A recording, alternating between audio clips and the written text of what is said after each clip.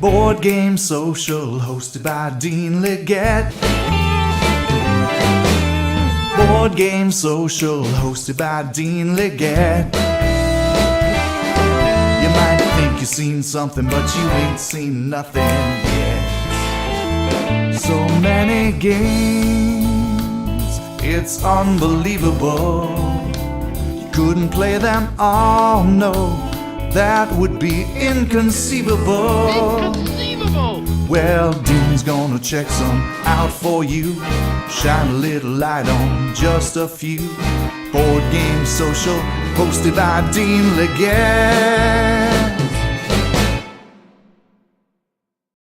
Greetings everyone, today on Board Game Social we take a look at the new game Holmes, Sherlock, and Mycroft. Published by Devir Games, it's a two-player, roughly 30-minute game designed around worker placement and set collection. You don't have to have the entire set to get the points. You can get the points or share the points by simply having a majority of the cards. It plays pretty fast, but is it any good? Is it worth your time? Is it worth your money? Well, that's a mystery only Holmes can solve, my friends, and we'll find out when we take it to the table. Okay, so here's a setup for Sherlock, Holmes, and Mycroft. It's a simple game, and it doesn't take long to set up, it doesn't take long to play, so those are all bonuses in my book. You're going to set up the board. You're going to always have the same three starting characters out here: Watson, Hudson, and Lestrade. Okay, they're always going to be, and they're even labeled there for you, so they're always going to be your starting three. You're then going to take your deck of character cards. You're going to deal 2 out onto day 1, and those will be your 2 that start on day 1. The game is going to be played over the course of 7 days, so 7 turns. Within each turn, you have a day phase and you have an end phase. And it's straightforward worker placement. Look at the card, do what it says, pay the cost, get the cards in return. So you're gonna want to try to accumulate as many clues as possible. And the idea is that you want to get the most. You don't need the majority. You just need the most of any one set in order to score those points. So this card is, and the cards are set up this way. It tells you the point value, and it tells you how many cards are in the set. So you've got 9 of these cards in the blue set, and it's worth 9 points. If I have 3 and my opponent has none, I get 9 points. If I have 3 and my opponent has 1, then I get the 9 points minus the 1 card he has, so I get 8 points at that point in time. And that's pretty much how the points work. There are wild cards in the deck. The wild cards look exactly like this. They can be played towards you having a majority or having the most cards, but they cannot be played to count towards having all the cards to get a complete set. Because if you do get a complete set, if you would get all 9 of these, you would get 3 bonus points. If you would get all 7 of these, you'd get 3 bonus points. All 5, you get 3 bonus points. Otherwise, it's simply, do you have the most? And if you do, you get the points minus however many cards of that same type your opponent has. Again, very straightforward, very simple. There's also map fragments. There are 5 of these cards. Wild cards cannot be used to buffer these or to boost the number you have. How's the turn work? So it's a day phase. You decide who's going to go first. So in my case, let's say I'm going to go first. Everyone gets 5 investigation tokens.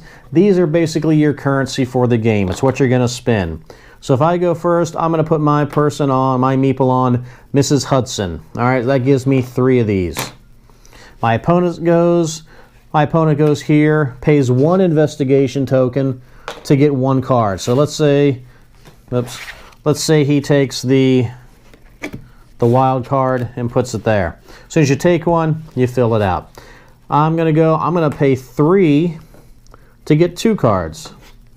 So I'm gonna take both of the 9s. I guess I hope I put these back in the right ways. Give it some mystery.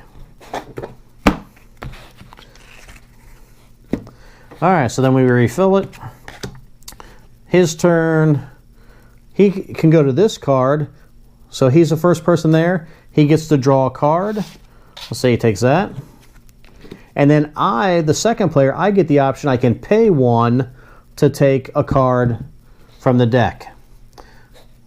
Don't know if it's worth it. If I put it there, though, I don't actually have to put my meeple there. All right. I'm not going to pay it. I'm going to take my last one. and I'm going to go there, and let's say that's I pay 1, and I take a card. And then he takes his last one. Let's say he decides to go here, and he'll take 3 investigation tokens for next turn. So that's the end of the day phase. You then look at the cards. If there are ever 2 tokens on these cards or any of these cards, you would flip them over, and so that they're not available the next day. And the reason they do that is that they're trying to get into the theme. They're trying to say, these are the witnesses, and you guys have harassed these witnesses so much that they've gone into hiding. So they're going to hide out for a day. All right, whatever, sure. If you can sell it, go for it. These 3 up here, these starting 3, it doesn't matter if you have 2 meeples on them or not. They're always going to be available. But the rest of these, if you have 2 on it, they will be out of service for a turn. So at the end of the end phase, you flip over any cards that need to be flipped over. You stand up the meeples, your workers. You stand them up so you know that they are able to take an action. And then you reveal a new character for the next day.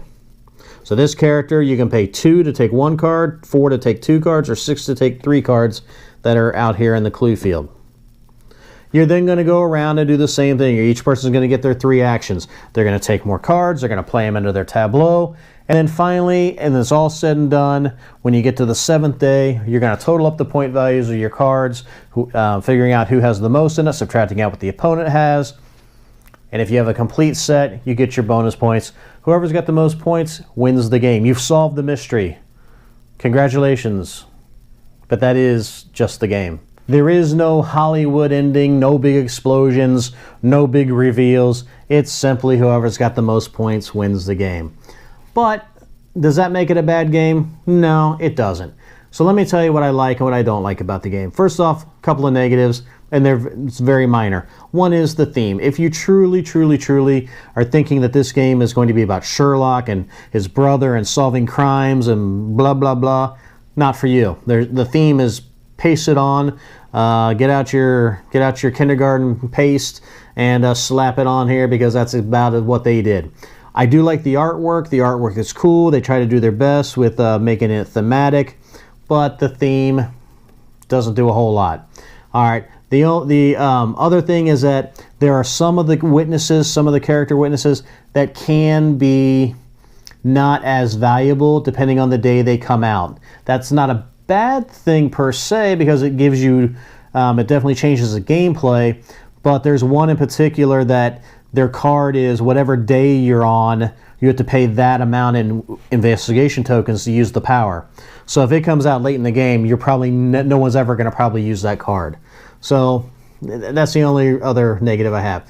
The positives, though, the positives are it's a light game, it's a fast game, it will make a good gateway game, although I hate that term. It is one of those games that once you play it, you pretty much have mastered it, but you can go back because it does have replayability. So the artwork is good on it. I enjoy the artwork.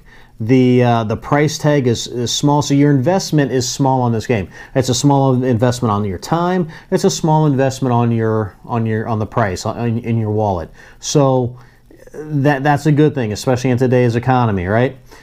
The other positive about this, and this is the last one, is that I got my wife to play this game at about 9:30 at night. Now, this was on a work day. She was tired. She was grumpy. She didn't want to play. But I said, come on, it'll play fast, 20 minutes. So she sat down. We played it.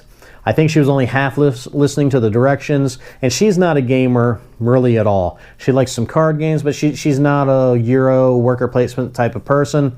So I was surprised that by the end of the game, I could see her, she was calculating what would be the best move. She was getting into it, and we ended up tying, which was odd, but she enjoyed the game. So probably one of the better endorsements I could give for it is that for someone who's not a gamer at 9:30 at night who didn't want to play and was kind of mad that she had to, she ended up enjoying the game. So that's a plus. That means it's a keeper for me because I don't have to teach her how to play it again. She'll know how to do it, and I can probably get her to play it more and more. So with that being said, check it out. Devir Games, Sherlock, Holmes, and Mycroft. I think it's about $20, $25, two-player game, plays in about 30 minutes. And until next time, take care of yourselves and your loved ones.